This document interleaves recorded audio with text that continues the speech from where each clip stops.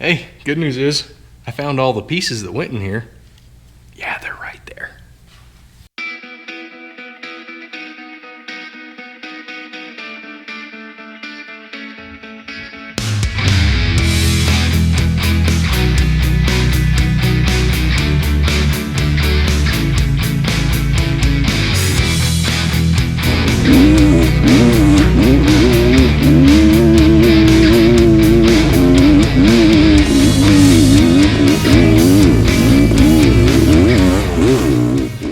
Well, good morning there, DBF family. So, if you guys have been following the channel for a while, you'll recognize this bike behind me.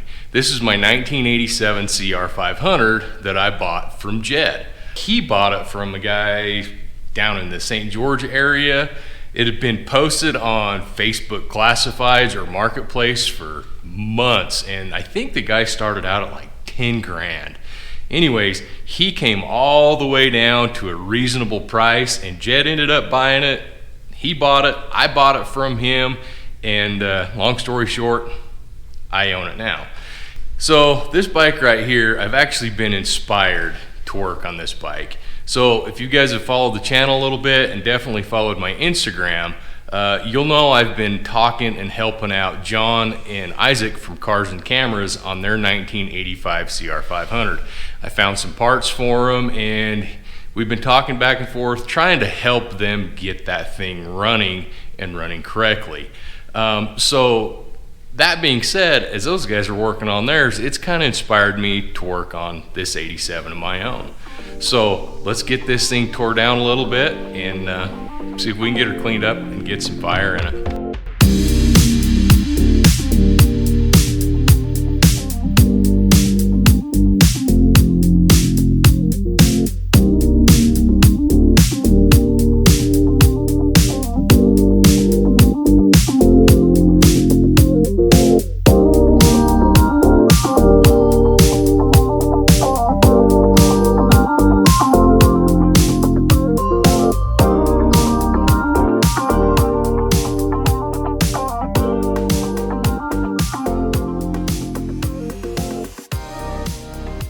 First step of this bike build I'm going to do is just get it running and get it rideable. I mean, you know, I could take and tear this thing down right now and just absolutely do a frame off full restoration on it, but I want to go ride this thing just like it is. So that's what I'm going to do.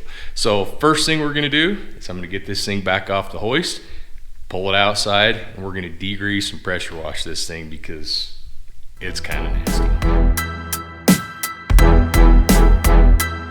So one of the things I'm going to do while I have this bike sitting outside, I'm going to drain the fuel out of this thing. It is ripe. I mean, this stuff is nasty. Be glad you don't have smell-o-vision. Yeah, that hose has got to go. Woo, this stuff is rotten. Yikes. Luckily, there wasn't that much fuel in it. That carb's gonna have to come off for sure. So on a project like this, when I'm cleaning something, you know, a lot of times I'll use an engine degreaser or, you know, some sort of detergent like that. But generally, what I go to is just a regular old-fashioned simple green. Stuff cuts through the grease really good, and it smells really great. It smells like Christmas.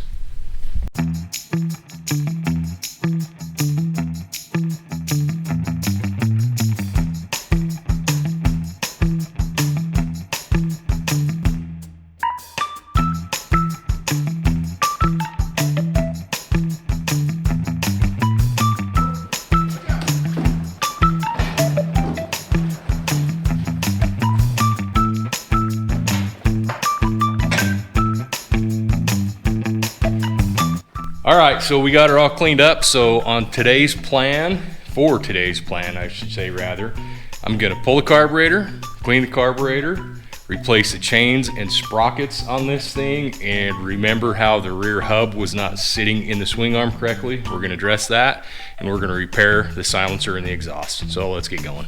If you'll remember, on the last video, I showed you how the exhaust is just, it's broken. This silencer is just trashed.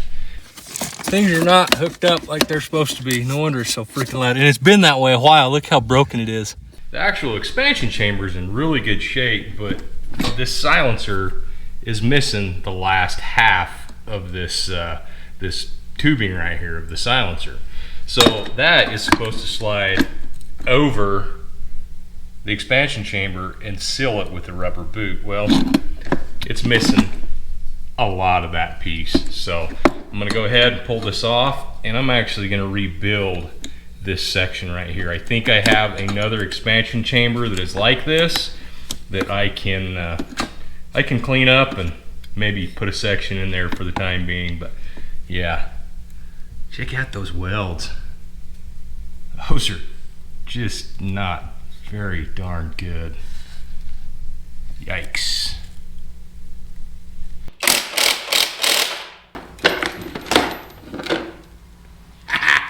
Look, so much easier to get the carburetor with the subframe off of it. Ooh. Oh, holy cow. Those lines are hard as a rock. That's awesome. That's great. They'll probably be all right.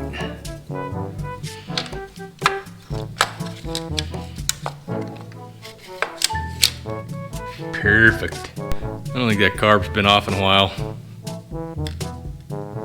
I think those are supposed to be a little more pliable than that. Holy cow, look at that. Yeah.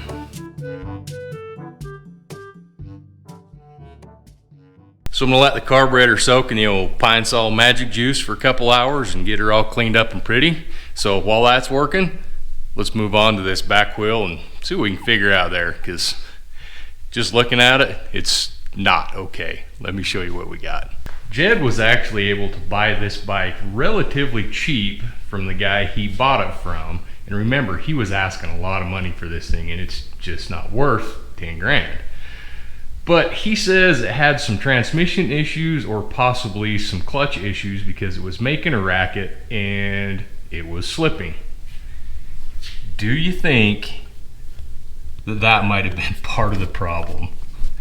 I'm gonna go out on a limb and say that that sprocket is just flat worn out. So if you'll notice, this bike is off the ground and you can't physically turn hardly the rear tire.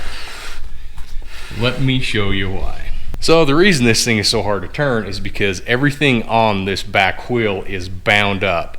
So I'm guessing that they just put this tire on and went and rode it, and they're like, holy cow, there's something wrong with this thing. What's going on? I think I know why. So the rear caliper is supposed to index in the inside of the swing arm on this side, so as you adjust the rear tire for chain tension, the caliper moves with the rotor and the wheel.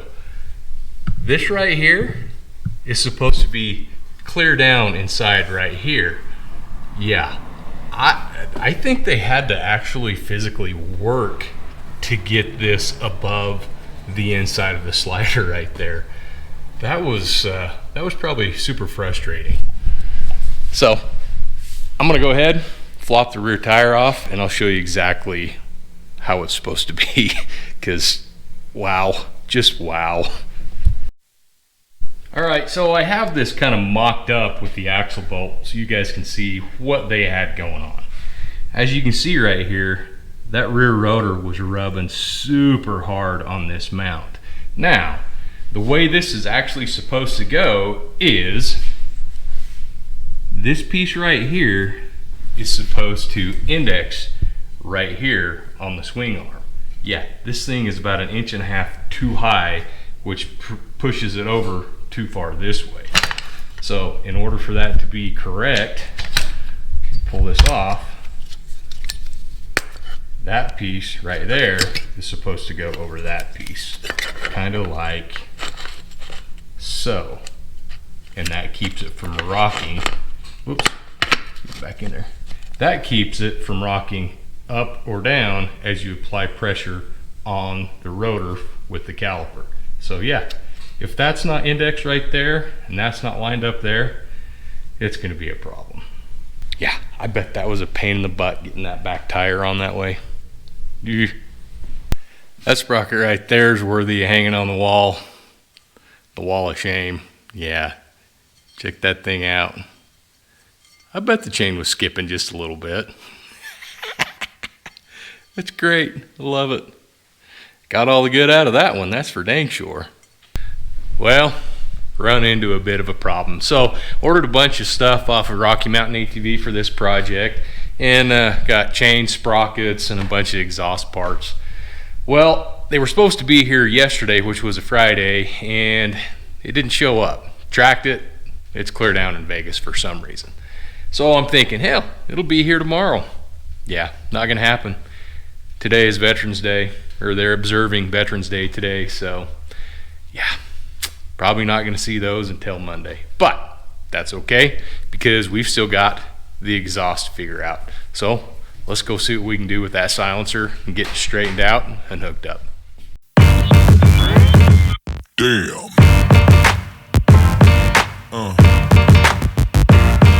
Yeah.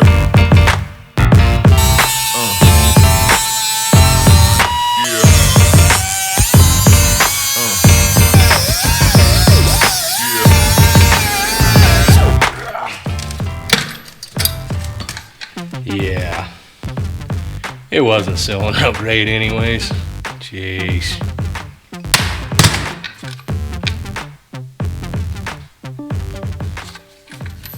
So what I've done here is I've gone outside and I've got me some 1-inch round DOM tubing, and I took it over on the lathe and cleaned up the ends and actually rolled the ends over a little bit. So when I take and put it inside of the silencer and I tap this thing down in, it'll actually help push these dents out as the pipe comes into the tube here. And as I tap that in, I'll tap these around a little bit and try to get these dents out of it.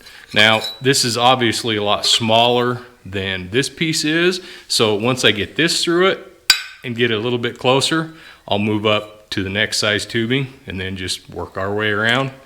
And then I can worry about repairing that hole right there where the hanger goes. So I got me a block of wood.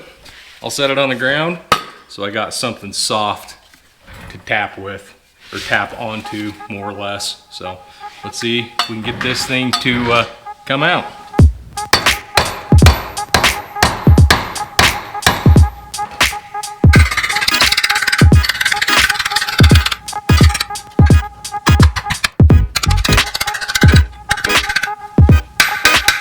Might have to get just a little bit of heat right there, but it's already came out quite a bit, so I feel pretty good about that. It was right there, now it's down here, so we'll get past that little bugger right there, we'll be good to go.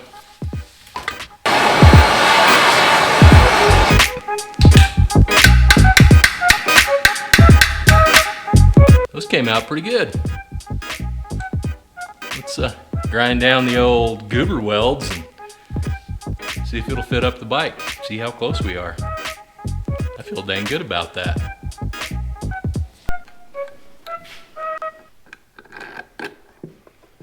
Oh yeah. I don't hate that at all. In fact, I think I can make that work. Cool. Let's do some gluing. Metal gluing.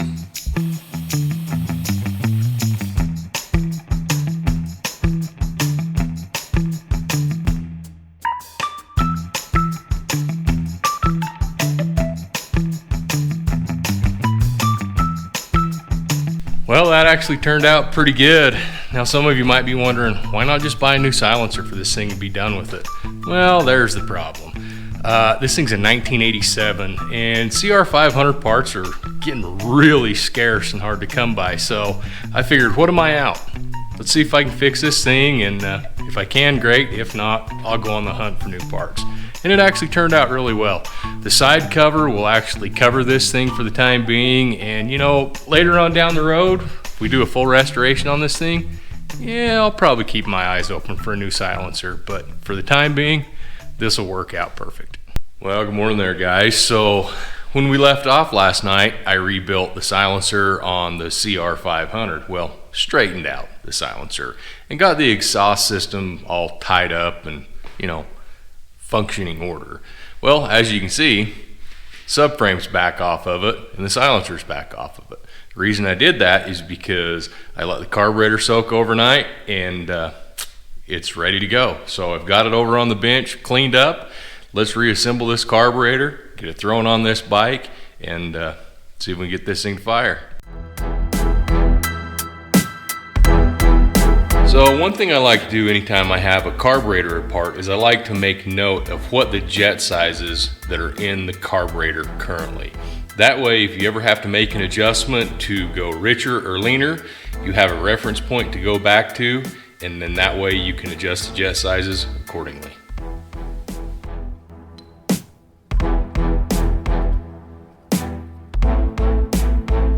So if you guys are ever in a rush after you've cleaned your air filter and you want it to dry faster than just air drying, these boot and glove dryers work excellent. Yeah, you just set the old air filter on top of it and turn that baby on. Let her blow some warm air through it and that thing will be dry in like 30 minutes, 45 minutes. It'll be dry pretty quick, a lot faster than just air drying it, so works awesome. Give it a shot. So I was just getting ready to set this thing down and slap the tank on it, and I thought, you know what, while I'm here, I might as well check the coolant in this thing and make sure it's topped off. Well, I'm afraid we got some problems. Pulled the radiator cap off of it, and it's empty. I'm like, it's a little bit low. Then it hits me. I was like, I better check the transmission oil. Now, typically, I would have just drained this out and put new in it and not even worried about it. But when I change the transmission oil on a two-stroke, I like to go drive it, run it, get the oil hot, and get all the debris inside the oil mixed up, so you got a better chance of it draining out and putting new fluid in and doing good. Yeah, let me show you what I found when I checked the transmission oil. You ready for this? It's not good.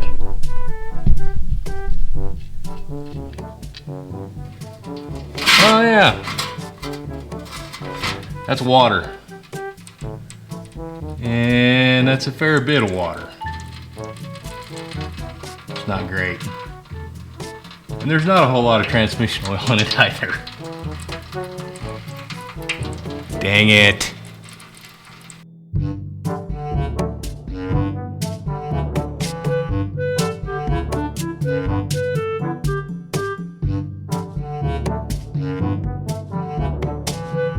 We've got a problem. And I knew going into this was a high possibility this had happened.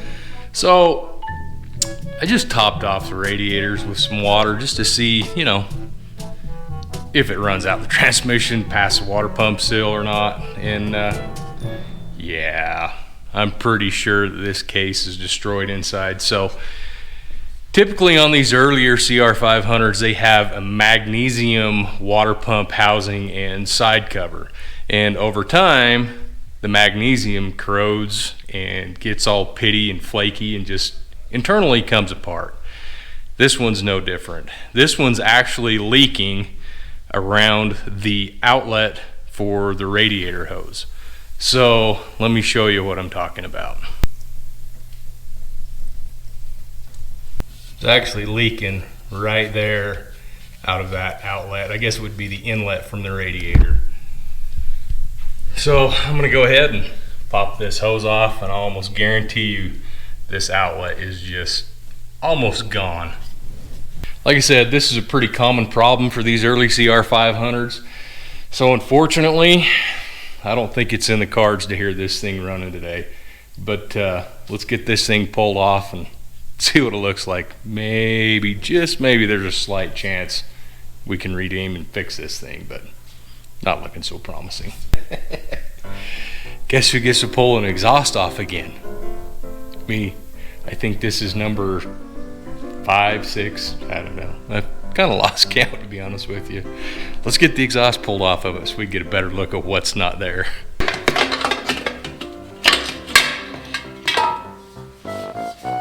Oh, wow. Huh. I guess I should have bought a brand new 450. Now, as bad as this is, I'll still stick to these 502 smokers. That's not exactly just gonna self-heal. Wow, that might be the worst one I've seen yet. Not good. Not good at all.